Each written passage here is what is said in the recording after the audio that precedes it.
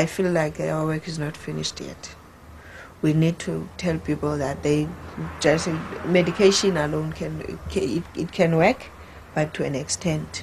You have to, if you, like I always say to my colleagues, they were on treatment, they had to go on the road. How did they really feel when they were sick? Feeling helpless, feeling that you are going to die. But after discovering from that, you need to deal with your illness, and your illness can be a tale to tell, not a problem anymore.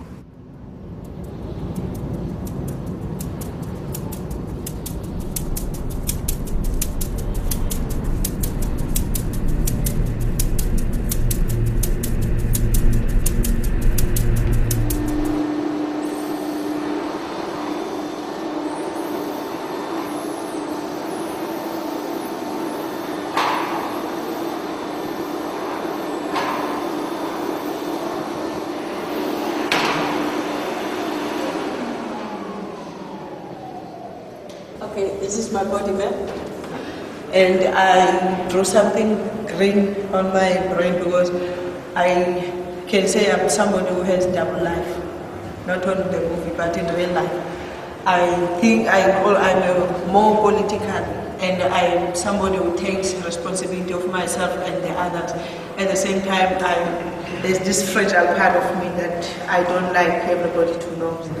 For me, the day that I did it, it was exhausting because for many years of my life, I was busy on what was happening outside.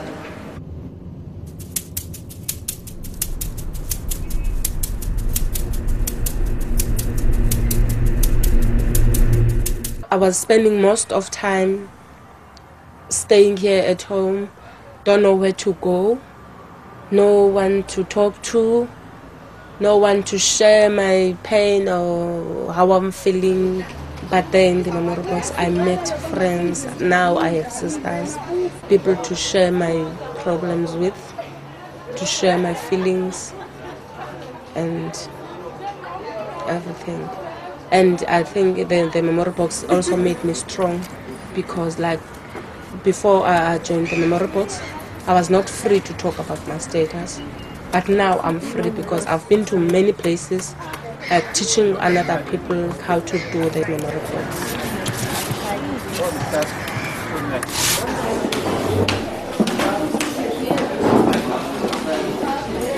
So hero books is the main thing that we're going to be doing today. Tomorrow we're going to be doing body maps and working through the manual, which are lots of different exercises around memory work. So should we just go around with introductions, and maybe we'll come around to the 18 just now and we'll start over here. Hi, I'm Baba Hamad. I'm an 18 member. I belong to a group called Bambanani Women's Group that consists of 11 HIV positive women, and I'm also TAC volunteer. Thank you. I'll be facilitating. I will be helping Jonathan through this week. I'm Bulela Ndoko. I'm also an 18 member. Can you explain more what it is, what the 18 is? Okay, Jonathan went to the support groups, and he recruited about 5 members, not specifically said women, but the women were the one that followed him. They always do. Sorry. Sorry. Then he trained them for a year to become 18 members, to doing memory work with him. And after that, we are trained to be facilitators. You can make a book like this, or you can make a book like this. Memory work is a largely undefined field, and it's continually evolving, so we're kind of making it up as we go along. But I would define it as any endeavor which includes elements of remembering, retelling, recording, and sharing. And I think maybe the most important thing is that in the sharing and the listening, the audience are shaping the story. Like a kind listener and a supportive listener will shape a story in a different way to a hostile and critical one. And these elements all combine. into a kind of a narrative therapy, which is strongly part of memory work.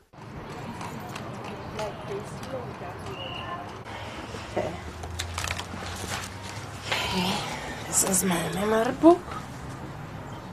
And outside I also wrote, love them all, but trust no one. And I made this book for my one and only daughter, the one of my daughter who passed away. And I also wrote here that, baby, I love you, so baby, and I will always remember you, my baby. It's just a picture of my baby. On my first window, these windows guide me when I'm writing my stories. When I go to school, like when I was growing, when I fell pregnant, when I had to leave school, like all those things. It's the windows.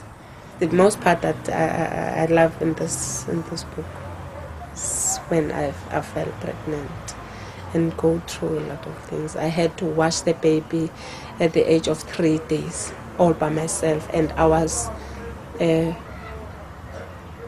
15 years old.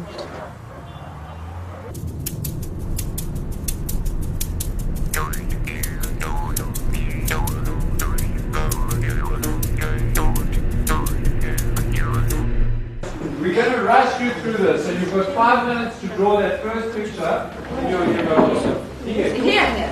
In this book. This one. What we try to do is really try and think about child-centered and child participatory work. And the Hero Books was our first step in that direction. We try and do this work in groups, which is very challenging, because we all know that individual counseling is too expensive and impossible to deliver to all the vulnerable children that need it. So we're trying to think of group exercises. You start with me? Too many people there. Big family. Yes. Not all of them died. Everyone. With a sad face, it means they've died. So how do you feel about losing him as well? Sad because we have a lot of orphans. How is HIV there at Lesotho? Yeah. It is increasing rapidly because of lack of awareness raising and lack of medical know-how and expertise. Yeah, it's very hard in the rural areas, illiterate people, to understand it. They take it as witchcraft. I see. Still fighting, trying to make them understand. For people thinking that when they rape children, they will be well. Clean. Yeah. Once they rape a virgin, they will the HIV will go away.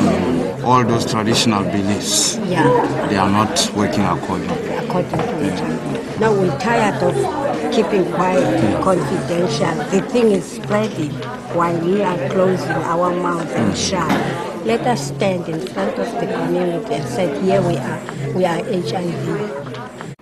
Knew about my status when I was 7 months pregnant with Dimpo.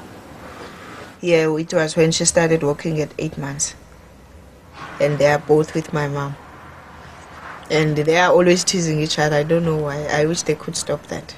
Because they are brothers. I don't know, because maybe I was born alone. I never experienced where children are fighting. So I can't understand why they always tease each other. More especially this one. He teases the young one. No. We are very far and we travel like more than 16 hours sometimes to go home. So it's not, and with the issue of money and maybe not having enough chance to go to Eastern Cape, we don't go for a year. Like for example, I went last year in April. Then I came back. I'm going back in April now. I have a big problem. I can say it's a big problem.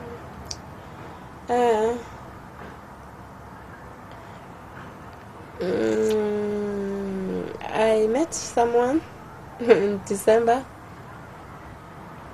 In fact, I didn't we didn't meet like I just met him in the telephone. There was something at Vodacom.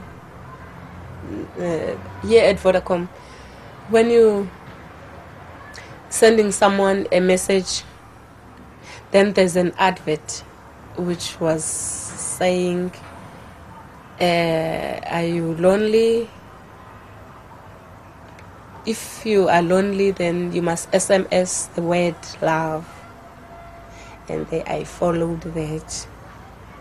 I just fell in love with his voice, that's all.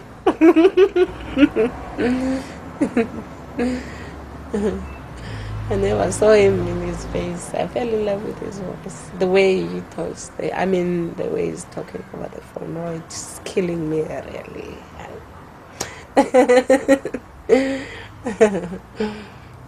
He wants us to get married. And my problem is, I didn't tell him that I am HIV positive. My mom always said, if you soak the washing, it makes it easy. But she always washed it. She never soaked it. I'm the laziest in the house, which is, it's fine. I hope no child of mine takes after me.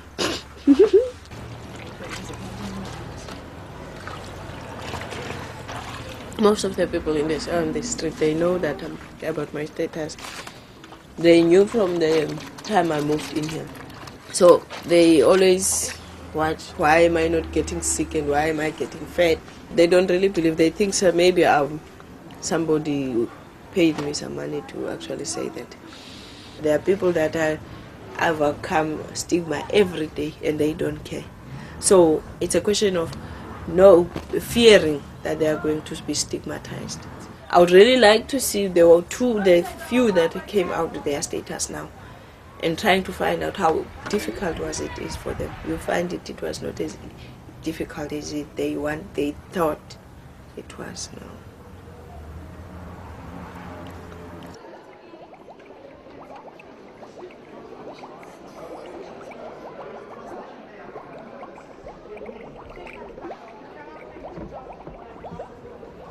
I was asking myself some questions, why me and who gave me this and all those questions. But then it was too late because I was already HIV positive. I accepted it, but after a very long time. I knew that an HIV positive person is going to die. I was scared. I was really scared. I started to lose weight. I lost weight, a lot of weight. And unable to walk. When I was sick, I was thinking of death. I was thinking of that I was going to die. But now I take antiretrovirals. I'm better and my health is excellent. So I already have my life back.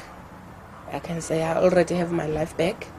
And now I'm also looking forward to live long, and I would like to see myself having the family of my own. I don't know if I can have it, but it's possible. But that's what I'm dreaming of, having my own family.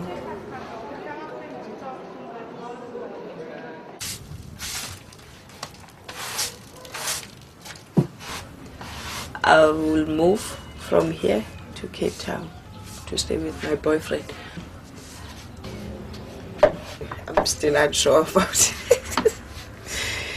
I've never stayed with anybody, so it's a little bit scary. But at least I think I love this person. I'm looking forward because of that, but I'm still scared. What if everything fall apart?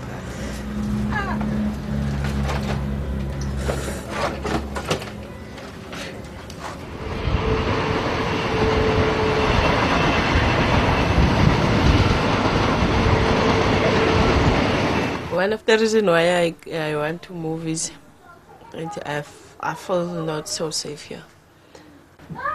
Well, I think I was about a month here and they shot somebody at 6:15.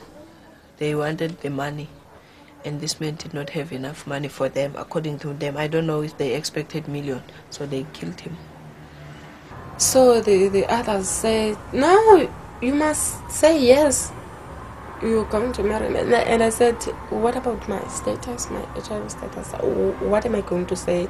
And what is he going to say? If I hide it, the others say, no, you must hide it. You just take your treatment every day.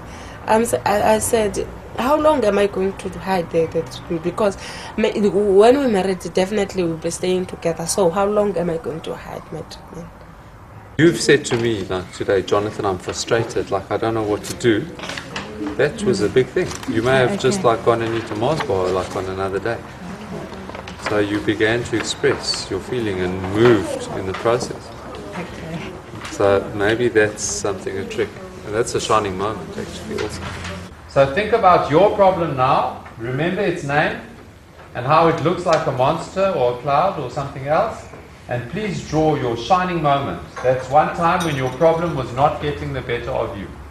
If you called your problem hopelessness or Mr. Hopeless Monster, it's one just moment when you didn't feel exactly that way. And try capture that. It's as if you're taking a photograph of that moment when you had some power over this problem or it didn't have so much power over you. A person who can overcome these and other problems is a hero. Draw a picture of this hero, you, in the future, doing the kind of things you want to do or being the kind of person you want to be. So some of you drew yourselves how difficult your work situations are. There's so many orphans and vulnerable children. Maybe you want to draw yourself with lots of power. Draw yourself beating this problem and being a hero. My enemy or my monster is loss, because I've really lost a lot of family members. HIV and AIDS is becoming the second killer in my family. And this monster, loss, it's like it's hanging over me most of the times. And it's like it's saying, I've come for everyone. You and your children are next. It's very scary. It's got a tail. This is a tail. My artistic work is not so good. It's got green horns. With this process, you are able to look at yourself, concentrate on yourself, and like almost talk to yourself about your own life. You know? So I can imagine seeing a child writing this, using this kind of hero book. I can see a child actually like talking to herself or himself like he's not the person.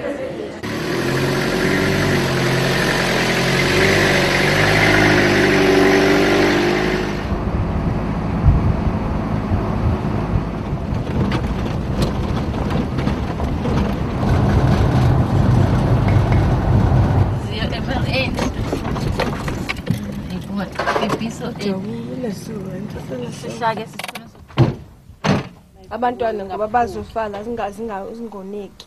Nekahle amabhokiseni yeso. So ndilethela ama okay.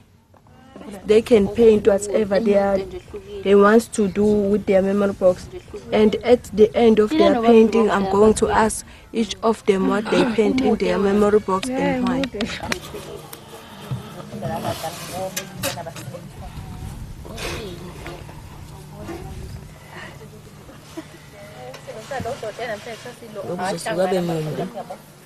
Her mother was sick, but they just being a potential orphan because the mother is looked after by hospice. This is my mom. I draw her because I like her. I just draw my mother and the flower and the heart. Okay. Why?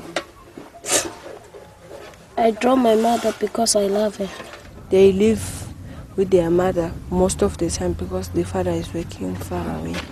Which means they love their mother because they know what their mother is going through every day. We are not going to deal with the the counseling of loving their mother for today, but on the following day we'll speak to them about it. They know what's going on in her mother's life, and they are worried of their mother.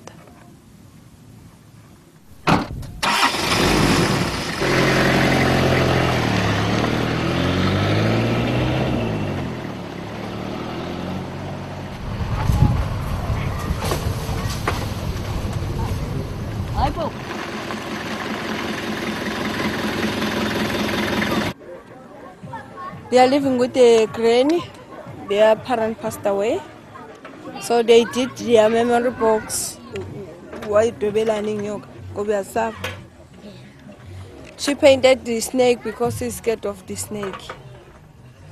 But all of them, they just painted their box with a house that they are living in with nothing, because the time we asked them, they said it's the house that they have, and also the strength for the moon and also the sun.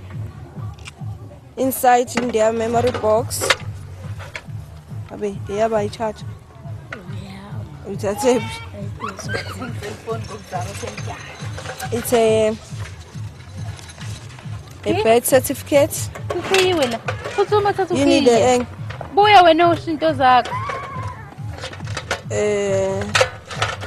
pin who is to be her mother's, and also a choice of a charger for a cell phone, because one day I wish to have a cell phone.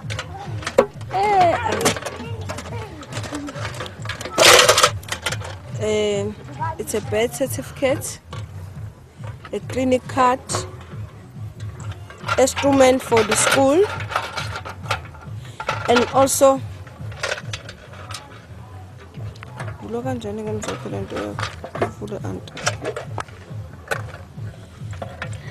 it's a pin and also a nickel. He was given by her mother, because her mother, he reminded her mother when he puts a button one day in her school shirt. It was a long process for a children losing their mother and grieving. She couldn't do anything, and my grandmother would say, please give me food, and my grandmother would make her food, and she couldn't sleep at night. Her tummy was bad, and my mother died on Saturday in the afternoon. Everyone cried.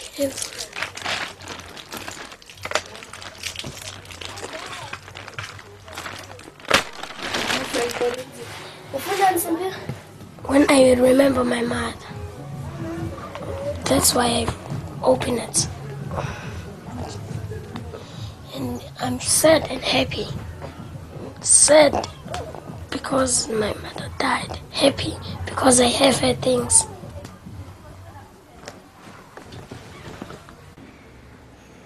It's our memory box we call a telephone. It's a telephone from a child to a caregiver, because children, if they've got problem, let's say the foster mother is abusing the child, a child can able to write a letter while he is anytime and put it in the memory box.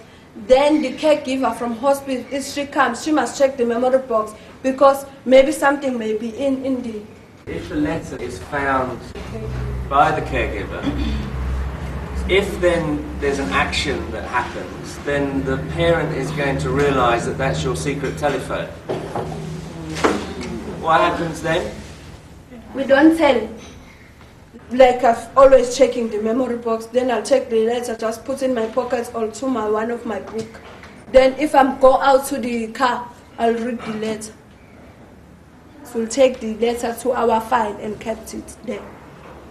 Only birth certificates, clinic cards, photos, a letter from the mother or the foster mother explaining whatever, which is kept in the memory box, or something given by the parents to the children. In other communities, a parent just died and nobody cares. the children are left with no birth certificate. It's something that we gossip about instead of helping. I find it so I don't know how to say it, because if by any case I would die, I would really want somebody else to take the responsibility of being a mom, and I think the hospice is doing exactly that.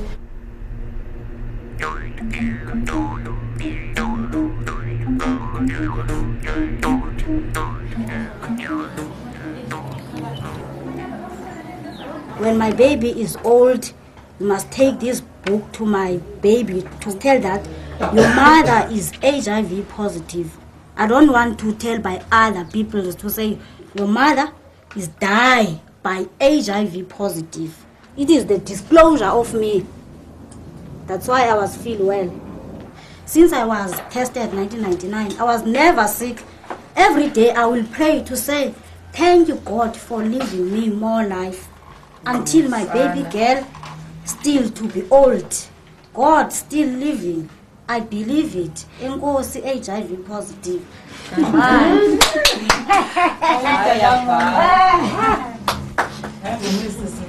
This book is for Nokuphumla Lunga. Here is her windows. 1999, she was pregnant. 1995, her daughter gets sick. He was diagnosed that she is HIV positive. At 2000, her daughter died. 2001, she got pregnant again. Her baby was also HIV positive. I write this book for you, Asanda, my daughter.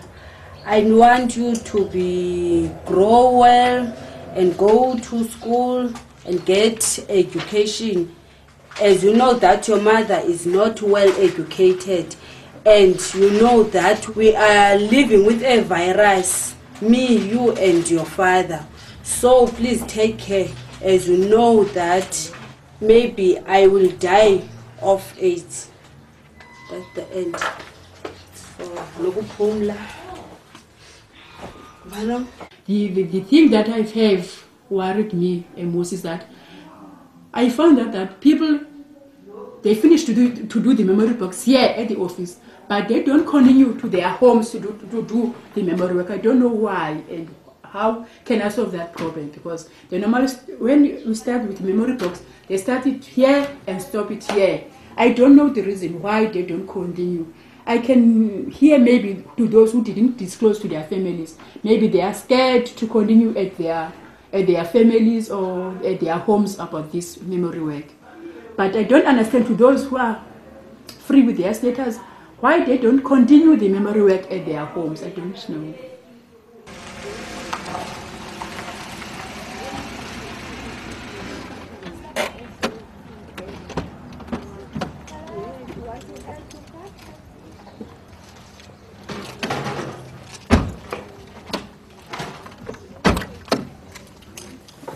No, she's healthy. She doesn't even know that I'm like this. I hope she must come when I have at least her strength. Yes. I'm very much afraid of that. So now, I really don't have any thoughts about the book. Yes. At the moment. Really, to me, I don't see any reason why should I write it. Because there's only one person who knows me that I'm HIV. It's only my sister. It doesn't matter even if you didn't disclose to your family. This book is not for disclosing only. It is for expressing your inner feelings, only your childhood memories. Happy memories or bad memories, it doesn't matter. You don't have to disclose in this book. Let me tell you one thing. I grew up in the homelands. Then I went to Joburg. I became a drunkard. So now really, I don't have anything to write or to say. I can see that you're still holding those bad memories into yourself. By writing it in the book, it will help you to relieve or to be stress-free, you know. this book is a helping tool, you know. It doesn't matter. As long as you can't help me, maybe you come here and explain it more thoroughly. Explain thoroughly. Yes, that is what we are going to do now. Because we come here each and every day and explain to you about this book. To disclose one's HIV positive status to one's child is a huge thing. So that's why we're saying before you scare your child with this information, at least start to understand the difference between HIV and AIDS and talk about it in support groups. So this is an entry point for basic information about HIV and AIDS. Before I take the antiretrovirals, I was on stage 4 and my CD4 count was 75. But because I was taking the Bactrim, it goes up a bit, and now it's 565. That means I'm back to stage 1, from stage 4 to stage 1. When I was on stage 4, my weight, I was weighing 56 kilograms because I was very, very sick. But now I'm 100 kilograms. Sometimes I forget even the fact that I'm HIV. This is something that is like a friend to me. If I go, she goes, or he goes. I don't know if it's a she or he. If I'm staying, she's staying. Then if I die, she or he dies. So we are being friends together. So it's a question of sometimes I get up, like today I did not feel like waking up. I said, if we don't wake up, we're not going to eat. So we might as well wake up and work. So in our office, I used to talk about it every day, like this HIV, and then I got used to it. And then I just woke up the other day and say, no, now I'm ready to disclose. So that was it. To my mother, I didn't say it myself. I didn't disclose myself.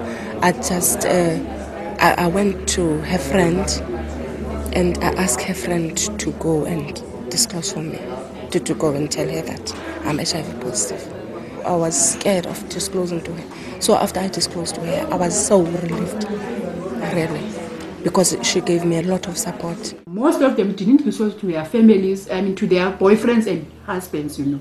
It will be hard for me to disclose to him because he's going to chase me away or he's going to run away, you know. So that is why maybe it's the dependencies to the husband or to the boyfriends.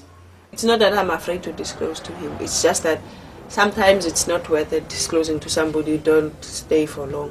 Yeah, it's a question of the relationship. How long is the relationship? Yeah, but I think with the big commitments that we are going to make, it's important that we do it before we get married. Because I'm not very good in keeping secrets.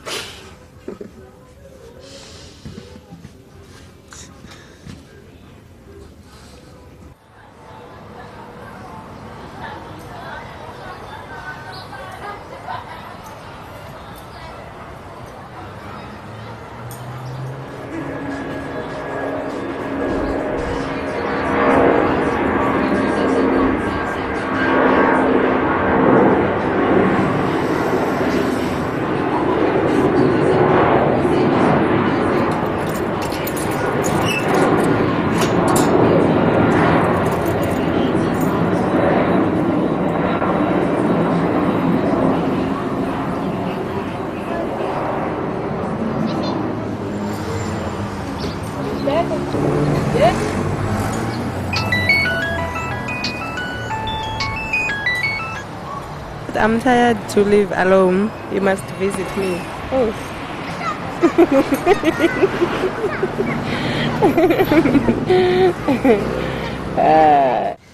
And these ones are for my daughter. She's 2 years. And I think she's excited because when I called them this morning, she wanted to speak to me and I told her that I bought these shoes for her. And she said she was happy. I'm counting the days when I'm going to see them.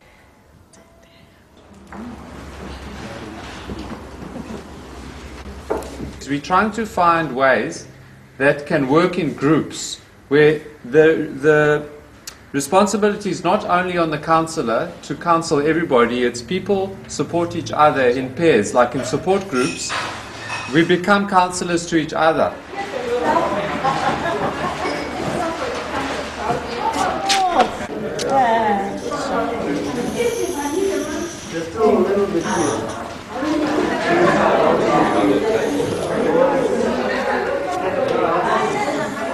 To close your eyes and try and feel in your body, where is the point in your own body where you feel the strongest or the best? Where is your power point? And once you feel you have it, go straight to your body map and make a little mark. After marking where you get your strength of power, you are going to have a symbol that symbolizes that strength of power within you. Then you put it in where you mark the X in your body map. Weapon of mass destruction. That's where the power is. It can be used to kill everybody in the world. Arms. I believe that everything I do with my arms, because a woman is always using arms. As Babala said, that we are the ones who are carrying babies. We use our arms. It's like everything comes from my arms. Yeah, my PowerPoint is from my arms. Yeah.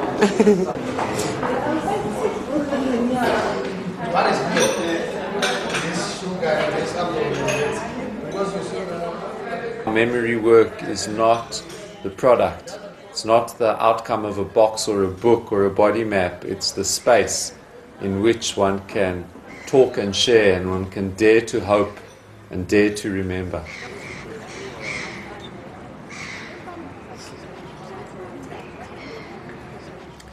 The actual making of body map was very exhausting. I never wanted to go back and do it because it touched most of the emotions that I normally don't, things that I don't normally talk about. It is where people share their stories, childhood stories and all that. Some of them can cry. Yeah, it is stressful on that way because they share their emotions with you. And sometimes you can't control your emotions, You just cry. I'm that kind of a person. If I feel to cry, I can cry. In memory work particularly, it provides a container where people can begin to contain and process their stories and make sense of them with a beginning, a middle, and an end. And I think the end is actually not where we are now, it's the future. So it's the element of hope. So people are able to reconfigure their lives and maybe look at how they might go in the future. I see myself raising my kids, taking Neo to initiation.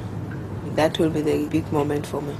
I can see he is growing, but actually seeing him to become a man and being aware of what is going on with life. And Dimpo, it's another story. I won't lie, I want to see her getting married or something like that because I would be asking for too much.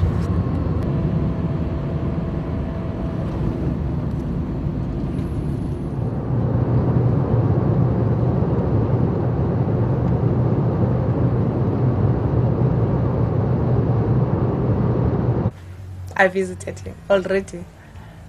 I was just wondering in the text I was thinking, oh my God, what kind of man he is.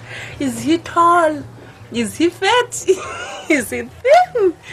Woo! And then I saw someone who was hitting me here on the shoulder and say hello. And I thought, ugh, this is him.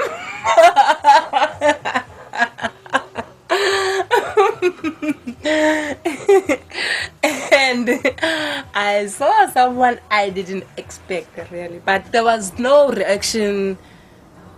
Like it wasn't like we are the lovers. We were just like sisters. He was sitting there and I was sitting there. For 3 days there was nothing like that. And I was really confused and I asked myself, what is going on? We were going to sleep for the first time together in the bed. And he was, as he was facing on the side and he was watching TV, and I just took the pillow and face on my side. Because I thought, no man, this guy doesn't love me really, really, really. And I woke up at 1 o'clock and say, Wesley, are you sleeping? He said, no, I'm not sleeping. And I said to him, will you please tell me what is wrong? Really, what's wrong? He said to me, Bulelwa, there is nothing we can do. We need to be blessed first. Just like that. And I told him, why don't you tell me from the first time? He said, no, Bulelwa, I told you that I'm a Christian and I never did anything. And really, there is nothing we can do. We need to be blessed first.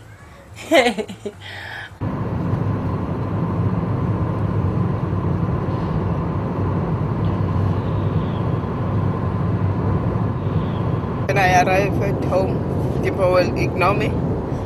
For 5 minutes after that, she will stick to me like a glue.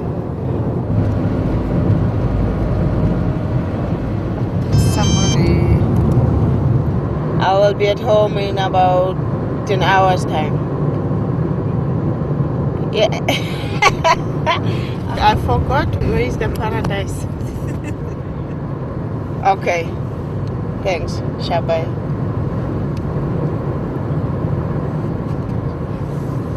Okay, he's eating coconut.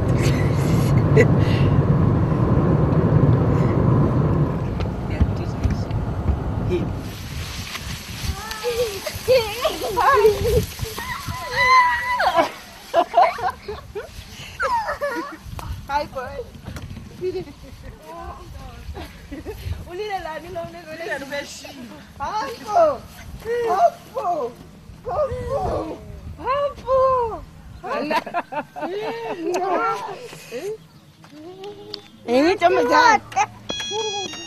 that now?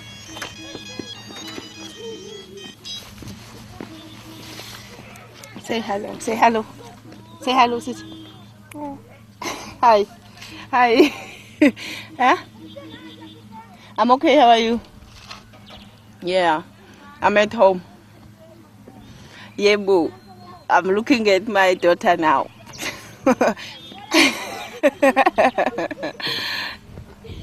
Oh, shit. Hi. She's at home, but she's packing. We are going to my real home. I mean, I'm Tata now, so I'm going to my real home after this.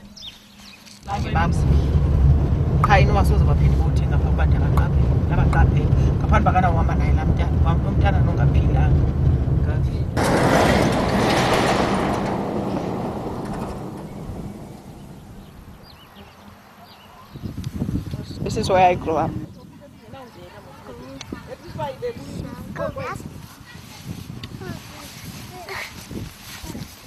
So much that has happened in our lives that we don't talk about. But the experience carries mother to child to grandchildren to ever. Because I was raised by my mother, although my father was there. For him to actually know that he was my father, it was a secret. And I made it no secret. I told my mom, the man that you are staying with said that he was my father. What do you say? My mother never had an answer, an actual answer, but at least she was aware that by then I knew that he was my father.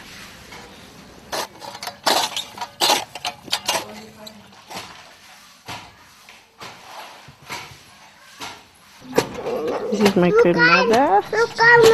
She's at the ANC conference somewhere in Durban. I think she went to Durban. And this one. I'm more active in politics because she taught me. She's a good teacher.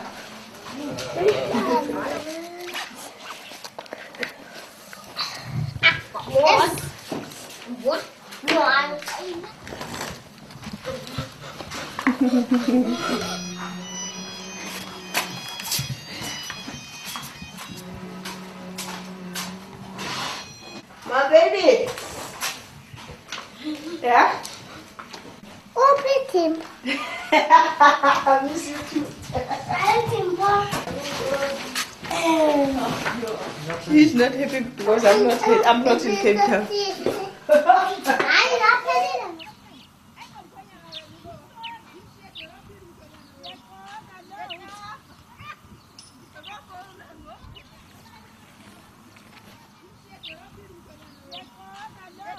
There was people that were shooting other people here because of witchcraft and because people were stealing some people's cattle or belonging. So people moved here to towns because you wouldn't know who they are shooting and who they are not shooting.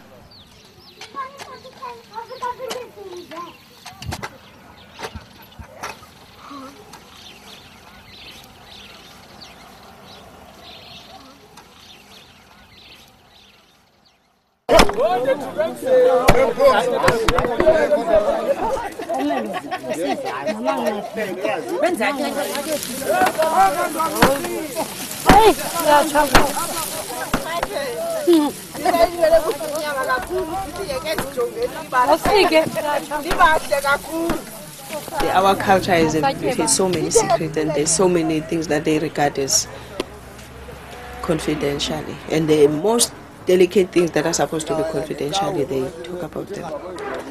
And they do. So there are these things that we are not supposed to talk about. We are supposed to be okay with them, but at the end of the day, we are not okay with them. It's even against our culture to talk about sex to your child. I never talked to my mom about sex. I never talked about her about my period. Just tell, okay, I'll deal with this by myself. So she never asked me who's the father of Neo. She never asked me who's the father of Dimpo, but she raised them as their great children. Well, the things that we need to talk about. So I want to change that.